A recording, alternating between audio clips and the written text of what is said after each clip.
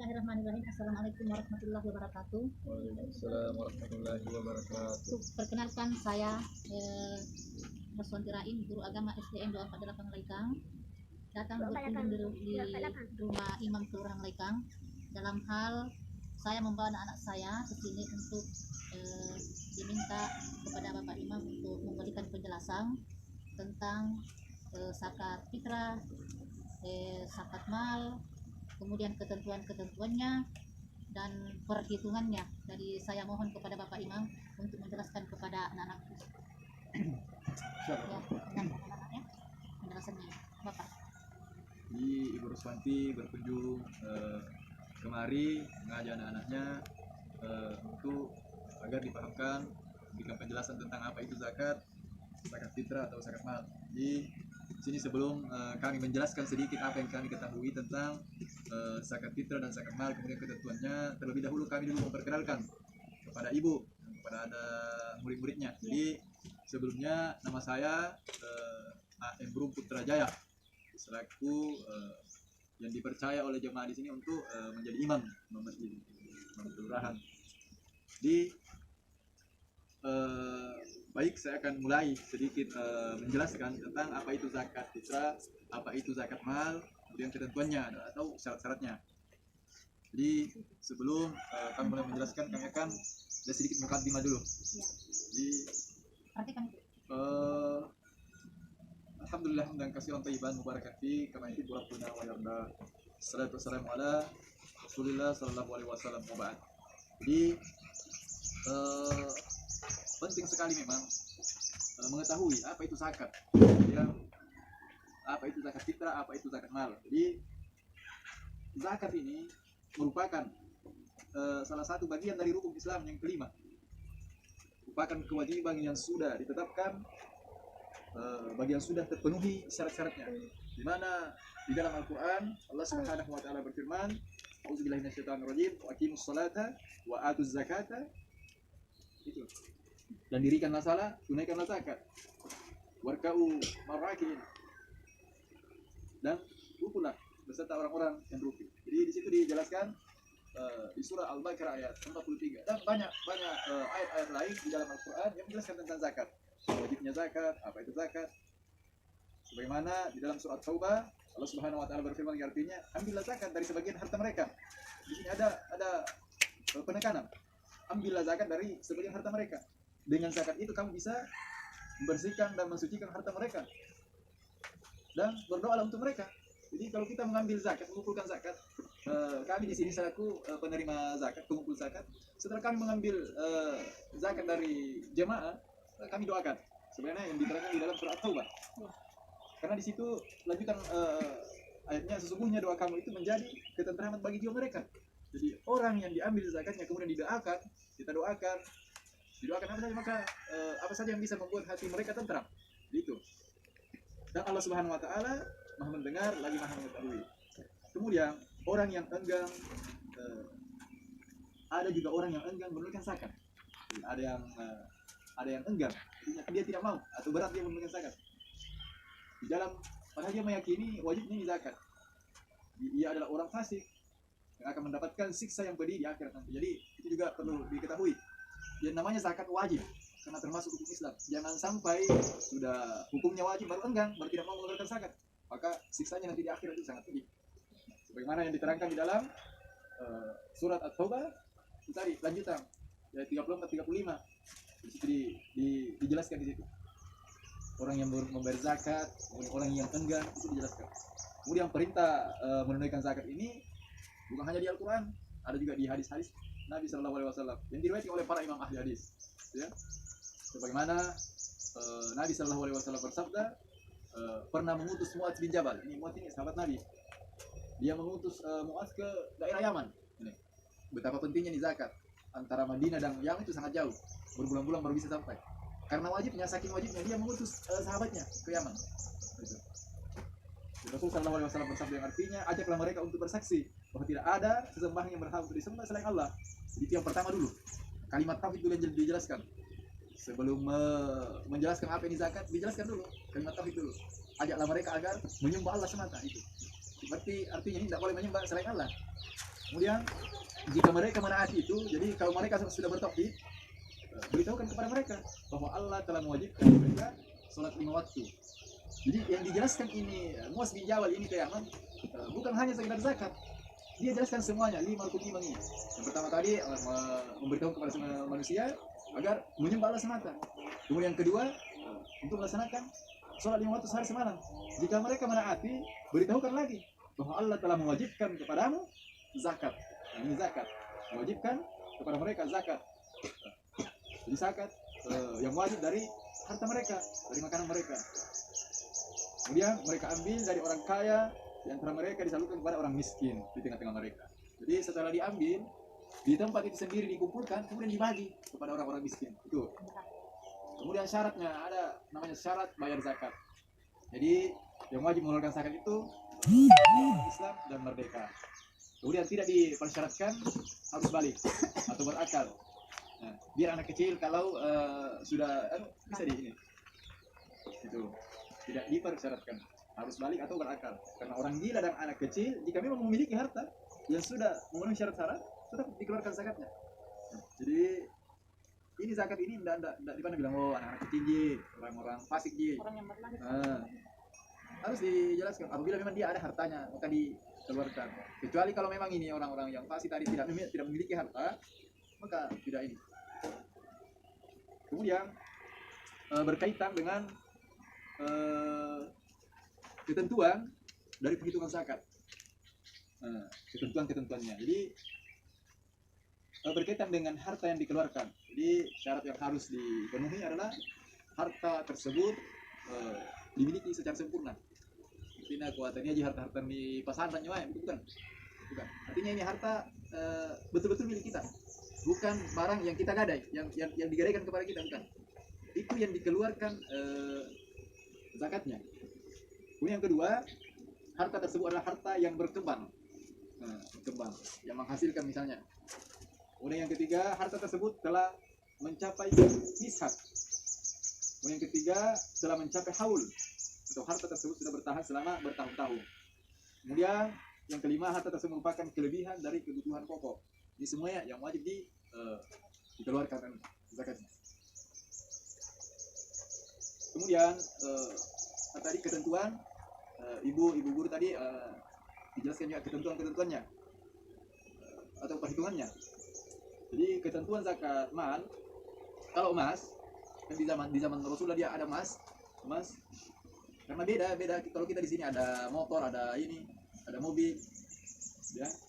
Kalau di zaman Rasul itu emas ketentuannya nisabnya emas 20 dinar atau yang 20 dinar itu setara dengan 85 gram emas.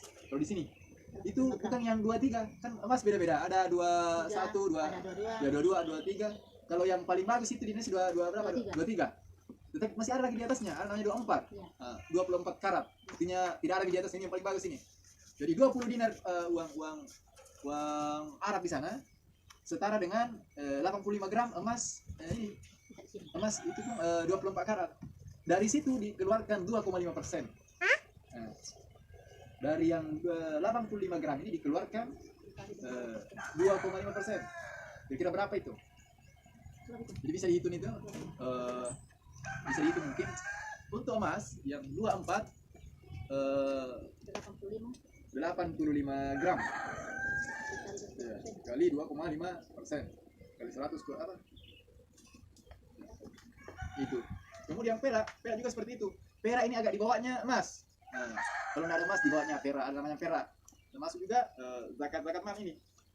Perak itu yang 2.200 dirham sama dengan 595 sekian gram. Perak murni, ya ada bukan perak murni memang. Yang 200 dirham setara dengan Berarti kalau jadi 20 gram dia juta 125.000. iya. Kalau dikalikan dengan kalau disesuaikan dengan harganya. Iya.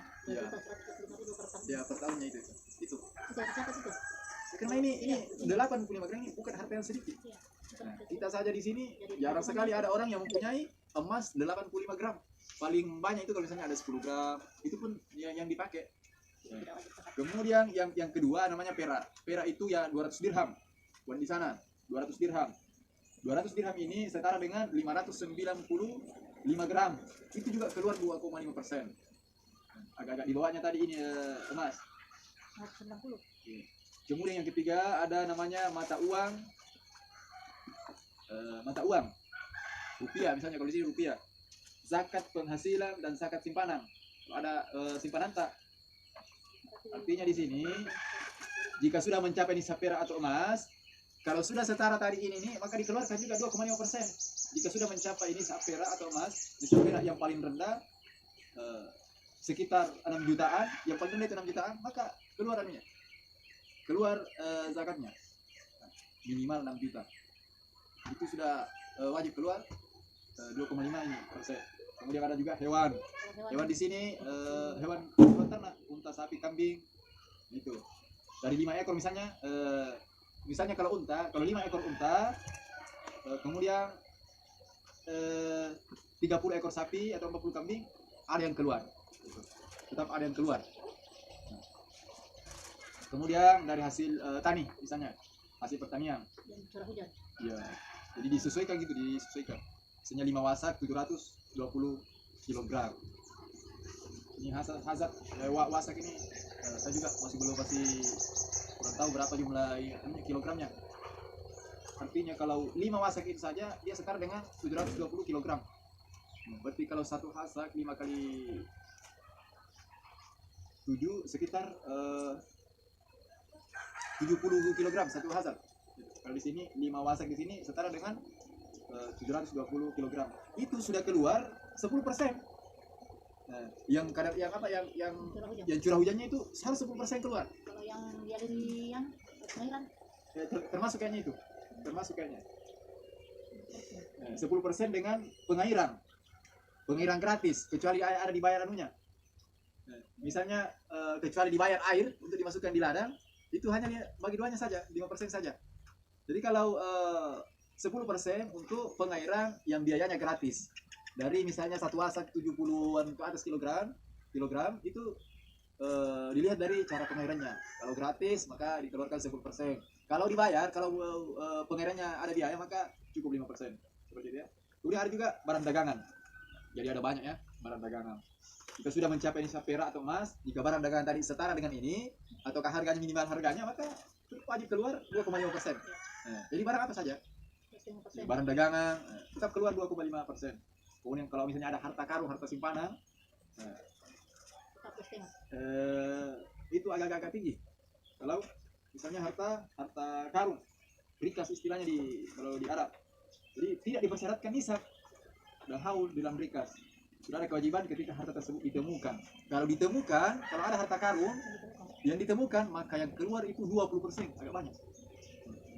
Agak banyak karena baru ditemukan. Harta karun. Misalnya kita menemukan harta karun, tidak sengaja menemukan harta karun, kemudian memang jika diuangkan ini miliaran harganya, maka yang keluar itu 20%. Kalau 1 miliar harganya, maka keluar ini 200 juta. Itu 200 juta keluar. Selebihnya itu terserah kita. Jadi itu keterangan-keterangan tentang zakat yang kami ketahui, zakat fitrah, zakat mahal. Mudah-mudahan dengan penjelasan yang kami berikan ada sedikit manfaat. Itu yang kami ketahui. Demikian saya akhiri. Wabillahi taufiq wal hidayah. Assalamualaikum warahmatullahi wabarakatuh. Waalaikumsalam warahmatullahi wabarakatuh. Saya terima kasih kepada Bapak Imam Kelurahan Lekang atas penjelasannya tentang materi zakat di sekolah kami yaitu di 488, dan anak-anak saya ini mohon supaya supaya dimengerti, dipahami apa yang dijelaskan oleh Bapak Imam. Dan sedikit saya potongnya. Tadi ada ketentuan yang saya lupa jelaskan karena di sini diminta ada ketentuan ya. Berapa kalau misalnya beras apa. Mohon saya lupa ya. Bisa saya sedikit tambahkan. Ya. Jadi sedikit ada ketentuan zakat untuk zakat fitrah. Jadi zakat fitrah itu zakat fitri atau zakat fitri itu ada dua macam, ada zakat fitrah atau zakat fitri. Adalah sedekah yang ditunaikan oleh setiap muslim pada hari berbuka, pada hari fitri, pada hari fitrah. Pada hari itu ya, zakat fitrah atau zakat fitri adalah sedekah yang wajib ditunaikan oleh setiap muslim pada hari berbuka. Artinya pada hari berbuka ini, berbuka di sini istilahnya pada hari raya Idul Fitri. Itu. Pada hari raya Idul Fitri itu hari berbuka namanya. Karena sebelumnya kita puasa 30 hari, pas satu Zulhijjah, satu Syawal kita berbuka. Karena sebelumnya kita berpuasa 30 hari di bulan Ramadan. Kemudian Rasulullah SAW mewajibkan zakat fitrah dengan 1 sok kurma atau 1 sok gandum bagi setiap muslim yang merdeka maupun budak. Nah, 1 sok itu artinya satu sok sebegini kayaknya. 2 tangan yang digabung kayaknya seperti itu 1 sok. Kalau 1 mud satu ini. Satu sok ya.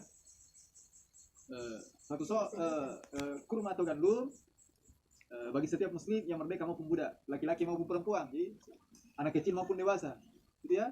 Kemudian zakat tersebut diperintahkan untuk dikeluarkan sebelum orang-orang melaksanakan sholat Id. Jadi sebelum ingat, ini zakat fitri ini dikeluarkan sebelum kita melaksanakan sholat Idul Fitri ya. Nah, artinya sampai subuhnya bisa. Sebelum kita berangkat maka bisa. Setelah itu sudah tidak dihitung sebagai zakat fitrah, itu sudah terhitung sebagai sedekah, gitu ya. Kemudian ketiga, zakat fitrah wajib ditunaikan oleh setiap muslim. Nah, yang pertama setiap muslim, yang kedua yang mampu mengeluarkan zakat fitrah. Batasan mampu di sini adalah mempunyai kelebihan makanan. Jadi mempunyai kelebihan makanan itu namanya zakat fitrah. Nah, itu ya, mempunyai kelebihan makanan. Makanan dari apa yang dimakan? Kadang orang ini terkadang keliru memaknai ini kelebihan makanan. Yang seharusnya diwajibkan, yang diutamakan di sini makanan, dia bawa uang. Padahal yang diminta di sini zakat fitri makanan, kelebihan makanan. Bukan uang. Meskipun uang ini bisa dibelikan untuk makanan, tetapi yang lebih afdol itu kalau makanan. Apa yang dimakan di rumah. Kalau beras jagung yang dimakan di rumah, jangan bawa beras padi. Jangan sampai memberatkan. Jangan sampai terbebani gara-gara zakat, tidak. Apa yang dimakan di rumah kemudian ada kelebihannya, maka itu yang ada yang bertanya, bagaimana Pak kalau di zaman Rasul itu ada gandum? Ada gandum dan kurma itu di zaman Rasul yang disedekahkan. Sekarang kita kan beras. Di sini dikatakan makanan pokok. Dulu makanan pokok Rasulullah itu gandum dan kurma. Sedangkan makanan pokok kita adalah beras, makanya sama beras dengan gandum. Tidak mesti gandum, tidak mesti, banyak orang yang salah paham ya. Kemudian kepala keluarga wajib membayarkan zakat fitrah dari orang-orang yang dia tanggung. Jadi berapa anaknya, istrinya dia bayarkan semua. Ya. Itu. Kemudian bentuk-bentuk zakat fitrah adalah makanan pokok seperti kurma, gandum, beras, kismis, keju, dan sebagainya. Dan apa saja menjadi makanan pokok kita? Kalau makanan pokok kita ubi kayu, dan memang ini tidak bisa beli beras, beli ini, maka itu yang kita sedekahkan, gitu ya. Jadi mudah sebetulnya. Kemudian dari 1 sok, semua jenis makanan itu seukuran 4 cakupan penuh telapak tangan yang sedang ini 1 sok. Ini begini ya. 1 sok. Jadi ukuran 1 sok itu diperkirakan timbangan sekitar 3 kilo. 1 sok. Jadi kemudian ada ulama lain mengatakan 1 sok kira-kira 2,7 sekian kilogram. Artinya jika zakat fitri dikeluarkan 2,5 seperti kebiasaan di negeri kita sudah dianggap sah. Jadi minimal 2,5 kg sudah dianggap sah, gitu ya. Tapi kalau mau yang lebih bagusnya bisa sampai 3 kilo ke atas, gitu ya. Jadi itu sedikit tambahan dari apa yang akan kita tentang zakat. Kami akhiri, wabillahi taufiq. Assalamualaikum warahmatullahi wabarakatuh. Waalaikumsalam warahmatullahi wabarakatuh. Terima kasih saya ucapkan kepada Bapak Imam Kelurahan Lekang atas penjelasannya tentang zakat fitrah dan zakat mal beserta ketentuan dan perhitungannya. Dan saya akhiri dengan ucapan Assalamualaikum warahmatullahi wabarakatuh. Waalaikumsalam warahmatullahi wabarakatuh. Ini atau bisa salah, bisa.